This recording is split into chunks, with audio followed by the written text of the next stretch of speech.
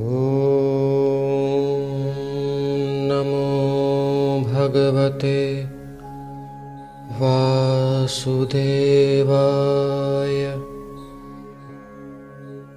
नारायणं नमस्कृत्य नरं चैव नरोत्तमं देवीं सरस्वतीं व्यासं ततो जयमुदीरयेत्। श्रीमद्भागवत महापुराण प्रथम स्कंध पंचम अध्याय। अथ पंचमोऽध्यायः। सूत उवाच अथ तं सुखमासीन उपासीनं बृहच्छ्रवाः देवर्षिः प्राह विप्रर्षि वीणापाणिः स्मयन्निव। नारद उवाच पाराशर्य महाभाग भवतः कच्चिदात्मना परितुष्यति शारीर आत्मा मानस एव वा। जिज्ञासित सुसम्पन्नम् अपि ते महदद्भुतं कृतवान् भारतं यस्त्वं सर्वार्थपरिबृंहितं।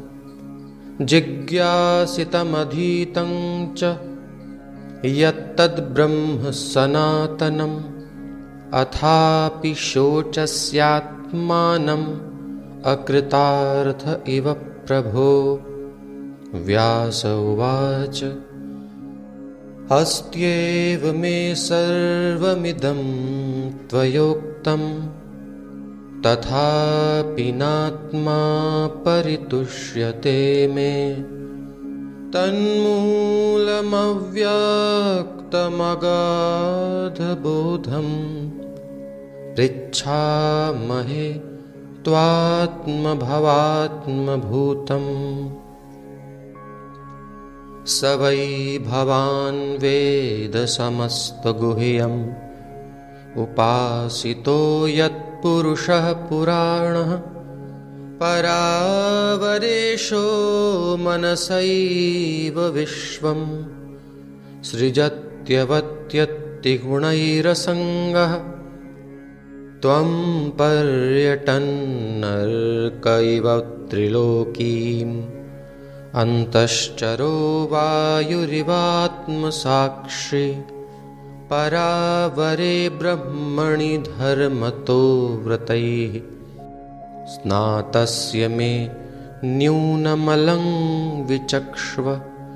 श्रीनारद उवाच भवतानुदितप्रायं यशो भगवतो मलं येनैवासौ न तुष्येत मन्ये तत्तर्शनमखिलम्। यथा धर्मादयश्चार्था मुनिवर्यानुकीर्तिताः न तथा वासुदेवस्य महिमा यनुवर्णितः। न यद्वचश्चित्रपदं हरेर्यशो जगत्पवित्रं प्रगृणीत कर्हिचित्। तद्वायसं तीर्थमुशन्ति मानसा न यत्र हंसा निरमन्त्युशिक्षयाः। तद्वाग्विसर्गो जनताघविप्लवो यस्मिन् प्रतिश्लोकमबद्धवत्यपि नामान्यनन्तस्य यशोऽङ्कितानि। यच्छृण्वन्ति गायन्ति गृह्णन्ति साधवः। नैष्कर्म्यमप्यच्युतभाववर्जितं न शोभते ज्ञानमलं निरञ्जनं। कुतः पुनः शश्वदभद्रमीश्वरे न चार्पितं कर्म यदप्यकारणम्। अथो महाभाग भवानमोघदृक् शुचिश्रवाः सत्यरतोद्धृतव्रतः उरुक्रमस्याखिलबन्धमुक्तये समाधिनानुस्मरतद्विचेष्टितम् ततोऽन्यथा किञ्चन यद्विवक्षतः पृथग्दृशस्तत् कृतरूपनामभिः न कुत्रचित् क्वापि च दुःस्थिता मतिर्लभेत वाताहतनौरिवास्पदम् जुगुप्सितं धर्मकृतेऽनुशासतः स्वभावरक्तस्य महान् व्यतिक्रमः यद्वाक्यतो धर्म इतीतरः स्थितो न मन्यते तस्य निवारणं जनः विचक्षणोऽस्यार्हति वेदितुं विभो रनन्तपारस्य निवृत्तितः सुखं प्रवर्तमानस्य गुणैरनात्मनस् ततो भवान् दर्शय चेष्टितं विभोः त्यक्त्वा स्वधर्मं चरणाम्बुजं हरेर्भजन्नपक्वोऽथ पतेत्ततो यदि यत्र क्व वा भद्रमभूदमुष्य किं को वार्थ आप्तो भजतां स्वधर्मतः।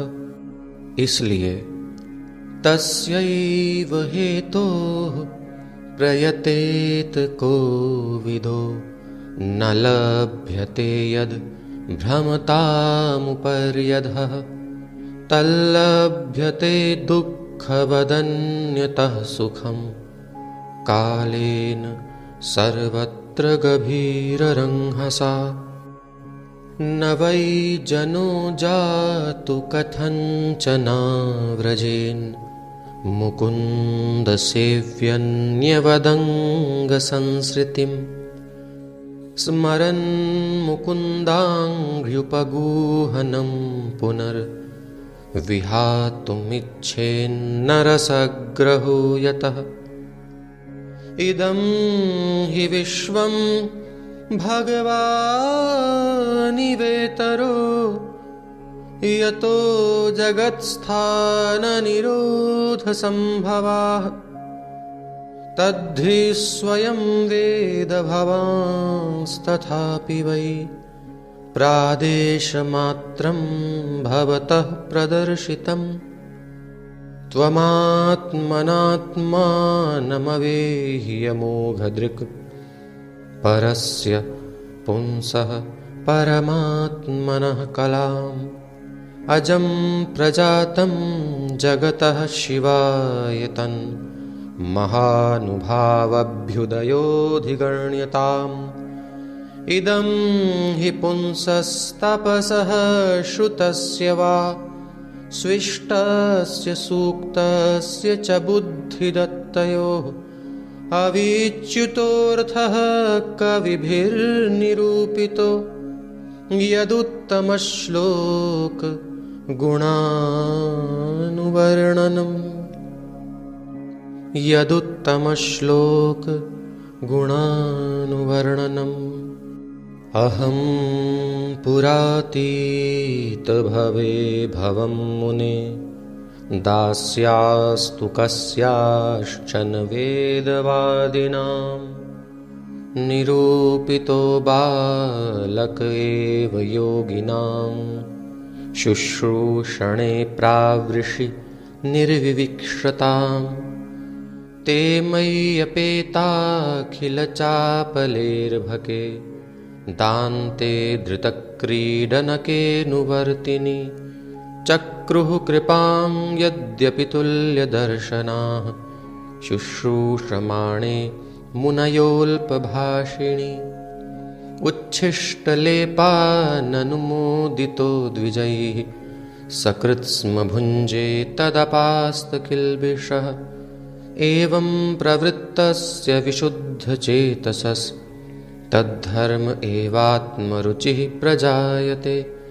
तत्रान्वहं कृष्णकथाः प्रगायताम् अनुग्रहेणाशृण्वं मनोहराः ताः श्रद्धया मेऽनुपदं विष्णुवतः।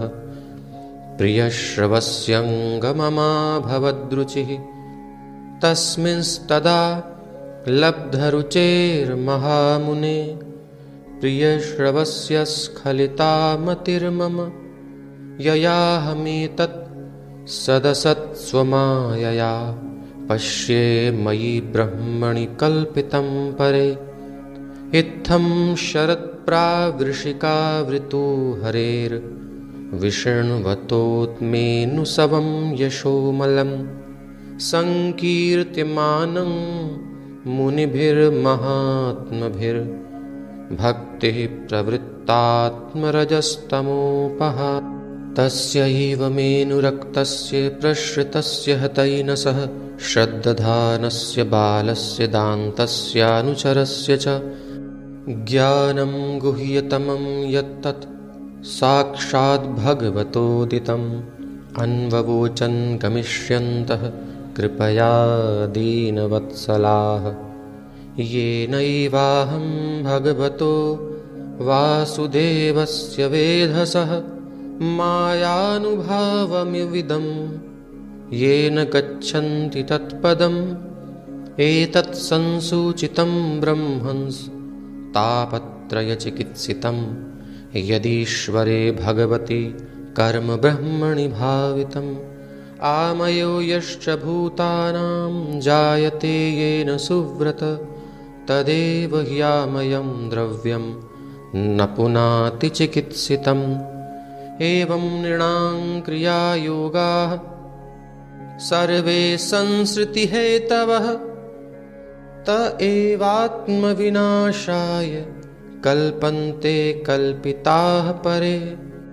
यदत्र क्रियते कर्म भगवत्परितोषणं ज्ञानं यत्तदधीनं हि भक्तियोगसमन्वितं। कुर्वाणा यत्र कर्माणि भगवच्छिक्षया सकृत् गृह्णन्ति गुणनामानि कृष्णस्यानुस्मरन्ति च।